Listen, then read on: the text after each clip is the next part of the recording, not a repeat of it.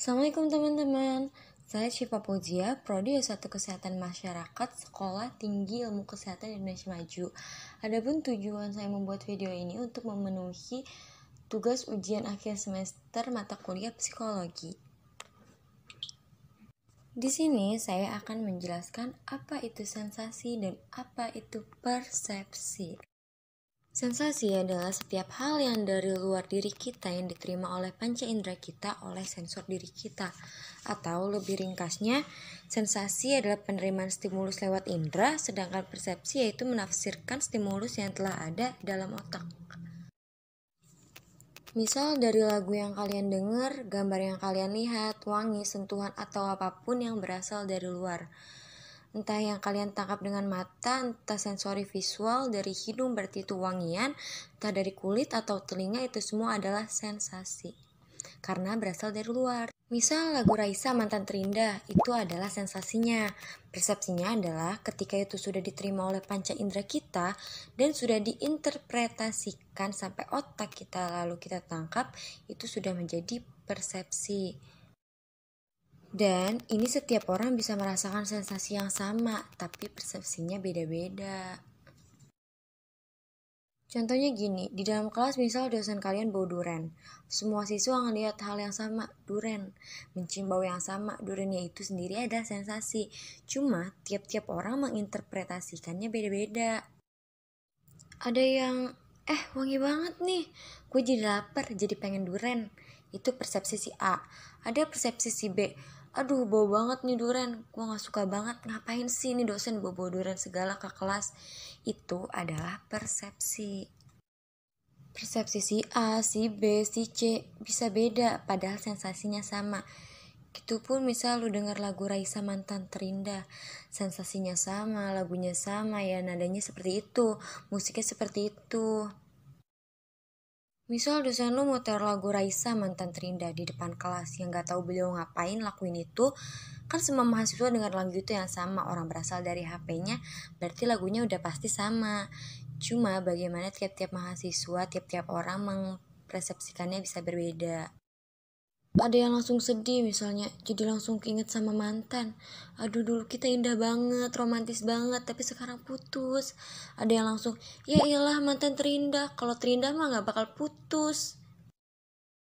Intinya, ketika objek yang ada di luar ini sudah ditangkap oleh panca indera kita dan diinterpretasikan oleh kita, itu berubah jadi persepsi dan bukan lagi merupakan sensasi.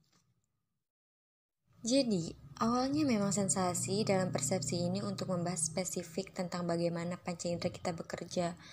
Tiap orang itu bisa mempresentasikan dengan berbeda meskipun sensasinya adalah sama. Lalu juga tentang gestalt. Misal ada gambar yang tidak utuh, hanya ada titik, ada garis, tapi otak kita mempersepsikannya, oh ini tuh gambar segitiga, padahal itu bukan segitiga utuh. Tapi otak kita langsung menginterpretasikan itu segitiga, walaupun ada bagian yang gak lengkap. Karena kecenderungan biologis otak kita adalah menyempurnakan atau mengisi-ngisi yang kosong menjadi bermakna, jadi kalau ada gambar segitiga yang kosong kan aneh. Jadi kita bikin, oh ini segitiga. Lalu ada adaptasi sensori. Jadi lama-lama kita bisa adaptasi terhadap sensasi yang sama. Jadi sensasi pertama ketika pertama kali kita lihat, kita dengar, atau kita cium, itu bisa kuat sekali persepsi yang kita tangkap. Misalnya kalau ada lagu, wah enak banget, tapi diulang-ulang terus, awalnya mempersepsikannya enak banget, tiap jam didengar lagu itu selama sebulan. Mungkin mempersepsikannya jadi berbeda, ngeselin banget nih yang punya lagu, di mobil dengerin, di mall dengerin, aduh ini lagunya gak enak. Kenapa bisa berubah persepsi? Karena persepsi adalah menafsirkan stimulus yang telah ada dalam otak. Lagu itu udah ada dalam otak, diulang-ulang terus, jadi berubah persepsinya.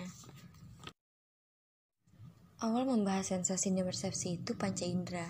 Tapi ketika nanti dipelajari lebih lanjut, sensasi dan persepsi ini pondasi yang paling penting untuk memahami manusia.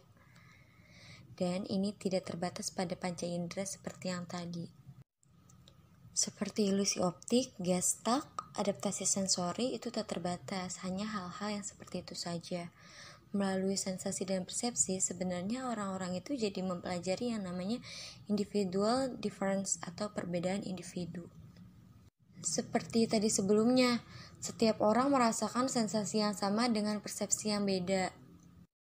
Seperti yang lagi ramai sekarang, kata anjay. Kubu 1 dan kubu 2 mempersepsikannya berbeda. Kubu 1 mempersepsikan kata anjay adalah kata kasar yang dapat mempengaruhi generasi selanjutnya. Beranggapan bahwa itu adalah kata binatang yang diperhalus. Sedangkan kubu lainnya mempersepsikan kata anjay dalam bahasa resmi atau formal dan tidak resmi atau informal. Dalam ragam yang informal disebut dengan slang. Slang adalah ragam informal yang sifatnya musiman dan dipakai oleh kalangan sosial tertentu, terutama remaja, agar orang di luar kelompok mereka tidak paham dengan pembicaraan mereka. Jadi, mereka semua merasakan sensasi yang sama dari kata anjay, tapi persepsinya berbeda. Dan ini terjadi di berbagai aspek kehidupan manusia. Ini menjadi penting banget, kita gak bisa segampang itu, semudah itu menyamaratakan semua orang. Ada yang namanya individual difference. Karena memang secara biologis berbeda, orang mempersepsikannya berbeda. Persepsi muncul dari mana? Jadi memang panca inderanya itu tingkat kepekannya berbeda. Dari situ pun dapat memunculkan perbedaan persepsi.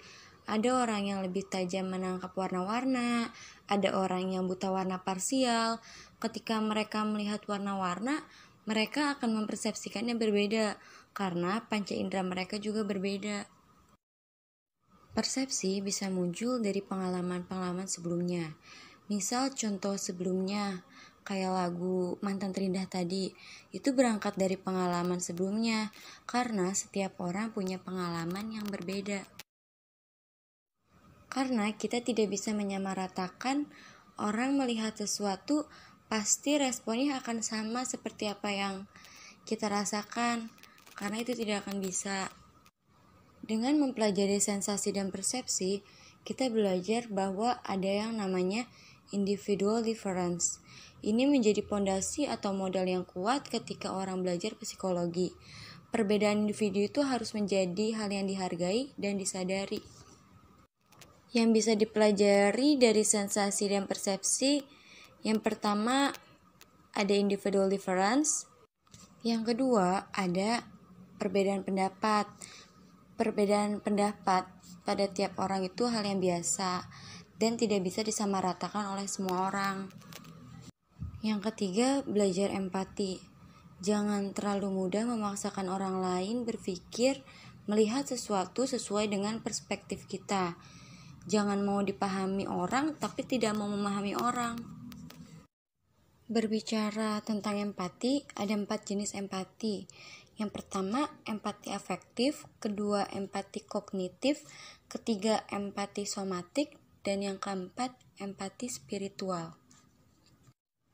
Empati afektif. Empati afektif adalah di mana seseorang yang memiliki empati jenis ini akan mudah merasakan bagaimana emosi orang lain dan mengetahui cara menanggapinya dengan baik. Orang yang berada di tipe ini cenderung mudah terpengaruh oleh kondisi lingkungan sekitar mereka. Bahkan mereka akan terlihat selalu ingin terlibat akan semua permasalahan yang menguras emosi individualnya. Empati kognitif. Rasa empati yang satu ini berhubungan dengan masalah intelektual atau kecerdasan, di mana seseorang akan lebih mampu dalam memahami apapun masalah atau bagaimana menempatkan diri mereka atas permasalahan apapun. Sehingga jenis empati ini sangat cocok untuk berada sebagai penengah atau pendamai yang bisa memahami mengapa seseorang melakukan suatu hal. Empati somatik. Jenis empati ini membutuhkan waktu yang jauh lebih lama, di mana seseorang harus melihat dan menelaah lebih dulu sebuah kejadian agar mereka bisa menanggapi dan memahami kejadian tersebut. Empati spiritual. Jenis empati ini yang langsung dirasakan dan didapatkan sesaat kamu mengetahui atau melihat sesuatu. Empati ini merupakan spontanisme seseorang. Ini merupakan jenis empati yang prosesnya sangat cepat dan terjadi secara spontan. Sekian penjelasan sensasi dan persepsi dari saya. Terima kasih sudah menonton dan mendengarkan. Semoga kedepannya kita semua lebih menghargai pendapat orang lain. Kurang lebihnya mohon maaf. Wassalamualaikum warahmatullahi wabarakatuh.